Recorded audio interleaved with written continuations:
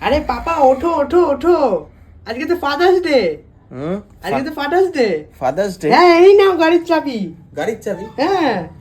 ওহ, কটা বাজে রে? 7টা। 7টা? হ্যাঁ। তো চল কোথায় চলো। যাওয়া যাক। হ্যাঁ। কোথায় যাবি এই সকালবেলা? আমাকে ঘুম থেকে ডেকে আরে তুললি। ভুবনেশ্বরে একটা লেমন ট্রি নামের হোটেল আছে, খুব ভালো, ওইখানে চলো। ও, সে তো অনেক দূর। আরে চলো না। তা তো লং ড্রাইভে যাবি বলছিস। হ্যাঁ চলো। তা তোর মা রেডি আছে তো? হ্যাঁ তো চল যাওয়া যাক। চল চলো চলো। ছেলে আয়ুষ্মানের ইচ্ছা, তাই আমরা 3 জন মিলে বেরিয়ে পড়লাম আমাদের XUV 700 ভুবনেশ্বরের উদ্দেশ্যে। কলকাতা থেকে ভুবনেশ্বরের ডিস্টেন্স প্রায় 480 কিলোমিটার। আর সেখান থেকে আমরা এবার গিয়েছিলাম মা উগ্রতারা দর্শনে। মা উগ্রতারা হচ্ছে উড়িষ্যার ভূষণ্ডীপুরের একটি বিখ্যাত ধর্মীয় স্থান। এটি একটি সতীপীঠ বললেও ভালো হবে।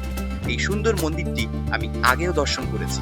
আর আপনারা যারা এই মন্দিরটি দেখেননি তারা অতি অবশ্যই কিন্তু উড়িষ্যাতে আসলে এই মন্দিরটা দর্শন করবেন। এই মন্দিরটা সত্যি এদের একটা অন্যতম সতীপীঠ। আর দর্শন করার পর আমাদের কলকাতায় ফিরতে অনেক রাত হয়ে যাবে বলে আমরা কিন্তু ভুবনেশ্বরেই একটি দারুণ হোটেলে স্টে করলাম। ভুবনেশ্বরের একটা নতুন প্রপার্টি, সেটি লেমন ট্রি গ্রুপের। এবং লেমন ট্রি আপনারা সবাই জানেন অত্যন্ত সুন্দর এবং প্রিমিয়াম প্রপার্টিস রাখে। এবং যেখানে যেখানে এদের প্রপার্টিস গুলো রয়েছে প্রতিটা জায়গায় সুন্দর পরিষেবা এবং রুম।